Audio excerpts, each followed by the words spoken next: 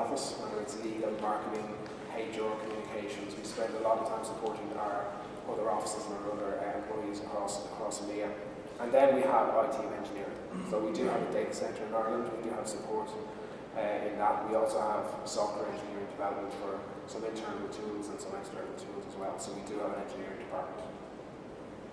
And actually I have some of my colleagues are here today as well from down the back, not quite the very back, but towards the back for the networking event afterwards. I'm more than happy to talk to you about some of these different areas and what we do, not specifically necessarily about the roles, but just about the general culture that we have and the things that we actually the things that we do in the office.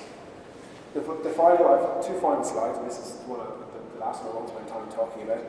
Innovation is just something that as soon as I was asked to become part of this panel today and I heard about the event, it was something that innovation is something that's very close to my own heart, and I think if you work in Google it's very hard to avoid it, not that we even try to. But the amount of innovations, the amount of, whether it's process change, whether it's products being launched every single day, it's a very exciting place to work. And I think innovation is going to be the core to this sector, particularly continuing to get out of the nuclear winter or whatever David described it as. We're kind of back in a little bit about, a bad place. But I think the next slide will hopefully show, I think we're maybe pulling out of that a little bit.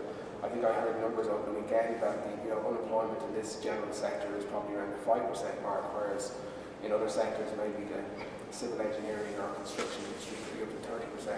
So I think we're not in as bad a place as some people, as some of the different sectors are. But I think innovation is really, really important to help us get out of this. And I think it will be great to see, the next billion-dollar software company come from Ireland. Can Ireland, be a little bit of a Silicon Valley?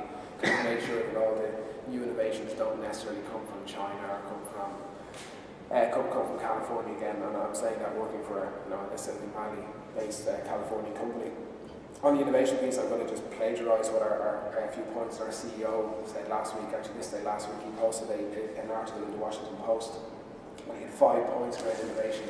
And it was about, I think it was called Erasing Our Innovation Deficit, and it was some quote that he took from one of the secretaries of state or something in the US. And he's talking specifically about making sure that we keep innovation in the US, but I think it's something that we can equally apply here in Ireland. And a couple of points.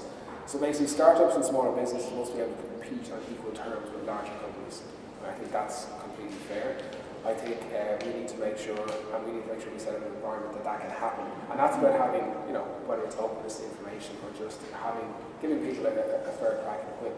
I think the second thing is, and this is a personal bugbear of mine, encouraging risk-taking generally means that we tolerate failure, provided we learn from that failure. And I think that's something in Ireland that we're actually pretty poor at. We don't really, it's our nature not to innovate and not to take very, very serious risks because we are afraid of failure. And we're very quick to point out, there's the guy that his company didn't work out, and there's the guy he can't be a director for the next couple of years because his company went into liquidation. We don't set things up to encourage people to take risks. I think that's where we're really, really struggling. We need to invest more in our knowledge base, point 3.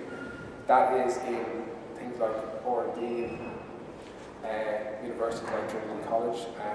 It's the government making much more funding available. It's companies actually taking a chance in investing in research and development as well. I think that's really, really important.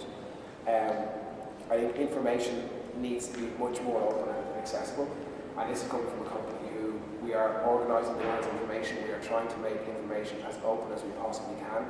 And I think that can be done even more so. And I mean all information, not just what's on the web. But if you need information to help you set your business up, that should be very easily accessible to you. And the final point is we need to hang on to talented people. So we need to stop having people leave the country. We bring people, they come to Trinity College, they come to any of the colleges from abroad, they learn their trade, they learn their skills, and then invariably a lot of them may go back home. So you can see the points I'm talking about are very obviously US-centric, where people go there and then leave back to their home country, but I think it's equally valid for here in Dublin and specifically in Ireland, and I think it's something that would help us get out of the position that we're in. I think it's something that's really, really kind of necessary for us to build in this sector and make sure that ICT and the software industry starts picking up. I'll finish off with one final slide. It's a product called Insights Research. It's a Google product. What you do is you can trace what people are searching on. You can put in a particular word and see what the volume of searches are. And this is just one, it may be quite small and hard to read, but it's just a search I did last week, and I put in the word recession, and I just put in the area, geographic area for Ireland. And you can see over 2004, 5, 6, and 7, it wasn't really in terms of people actually ever heard of it in many ways and cared about it. And then you can see in 2008 and 9 that actually, shot up. And what I'm hoping is the case, it looks like it peaked sometime in 2009. And this isn't an economist graph that says the recession is now on the way back down and we're done. But what we have been able to do is use this information, sometimes in a light-hearted way, but also for very valuable insights to predict how things are going. So I'm putting my bet that the recession being searched for less and less means that we're coming out of it. So you know what? You can have a little bit of faith backing in that one, or tell me that I'm talking through my backside, but let's see how that goes in a couple of years. So I'm just hoping that that is a good indicator for us. So, and that's it. So I'm looking forward to the questions.